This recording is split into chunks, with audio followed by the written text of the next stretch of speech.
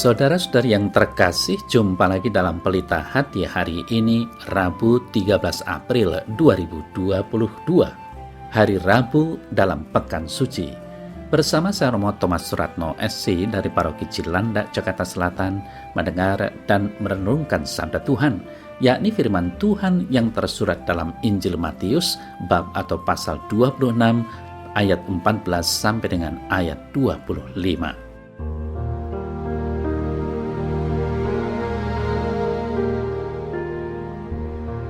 Sekali peristiwa, pergilah seorang dari ke-12 murid itu yang bernama Yudas Iskariot kepada imam-imam kepala.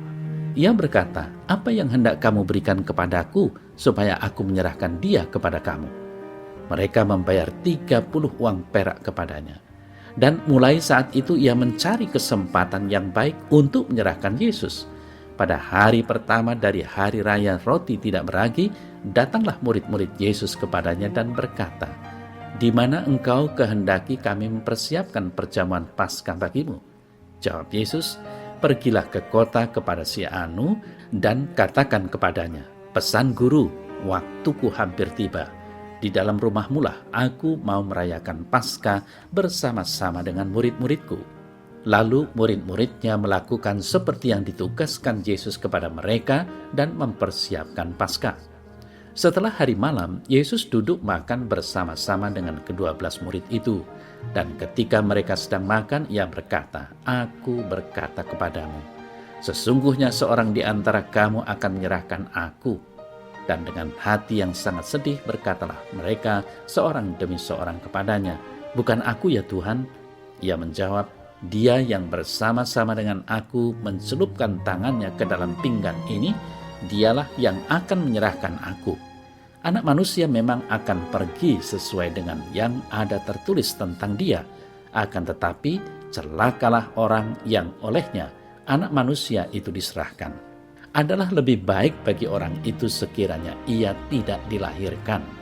Yudas yang hendak menyerahkan dia itu menjawab, katanya, "Bukan aku ya Rabi." Kata Yesus kepadanya, "Engkau telah mengatakannya."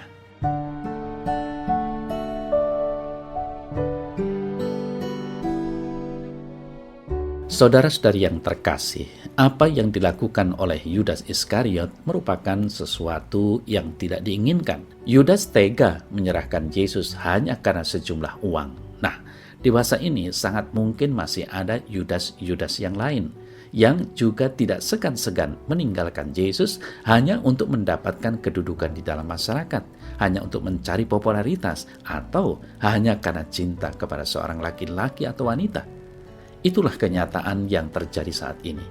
Kita tahu bagaimana dewasa ini orang menggadaikan agamanya atau imannya dengan kedudukan, popularitas, dan cinta.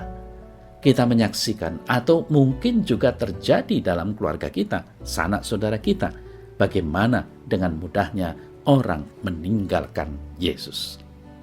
Saudara-saudari yang terkasih, peristiwa ini hendak mengajarkan kepada kita bahwa sekalipun saat ini mungkin kita sudah menjadi Yudas-Yudas yang lain, namun Yesus masih memberikan kesempatan kepada kita untuk kembali kepadanya. Dia selalu membuka hati dan kedua tangannya bagi kita, walaupun kita telah menjualnya dengan segala macam tujuan. Dia tetap setia menunggu untuk kembali kepadanya. Semoga dengan merenungkan perilaku Yudas Iskariot, kita semakin menyadari kerapuhan kita. Maka hari ini kita diundang untuk membaharui diri dan bertobat. Saudara-saudari yang terkasih, dalam warta Injil tadi dikisahkan rupanya pengkhianatan Yudas tidak disangka sama sekali oleh para rasul lainnya. Mereka kebingungan dan sedih ketika Yesus mengatakan bahwa ada dari antara mereka yang akan menyerahkan dia ke tangan musuh-musuhnya. Kendati para rasul sedih, tetapi Yesus tetap tegar menghadapi saat-saat akhir hidupnya. Dia sungguh menunjukkan jati dirinya sebagai Mesias yang sesungguhnya. Penderitaan Yesus di kayu salib menjadi bukti cintanya kepada umatnya sampai sehabis-habisnya. Saudara-saudari yang terkasih, peristiwa sekitar akhir hidup Yesus ini menjadi renungan yang tak ada habis-habisnya bagi kita. Kita diajak untuk menelusuri relung demi relung dari kisah sengsara Yesus.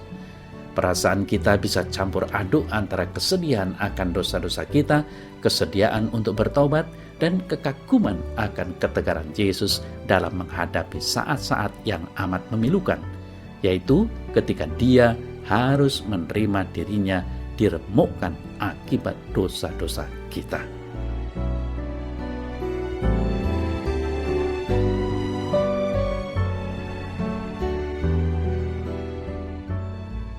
Dalam nama Bapa dan Putra dan Roh Kudus. Amin. Ya Tuhan Yesus, ampunilah aku yang telah menjual Engkau hanya untuk mendapatkan hal-hal yang fana. Aku sungguh berdosa karena aku seringkali tidak menghargai imanku kepadamu. Kepercayaanku sungguh semu.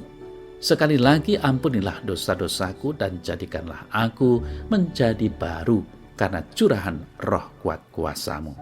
Amin. Semoga Allah yang Maha Kuasa memberkati saudara dalam nama Bapa dan Putra dan Roh Kudus. Amin.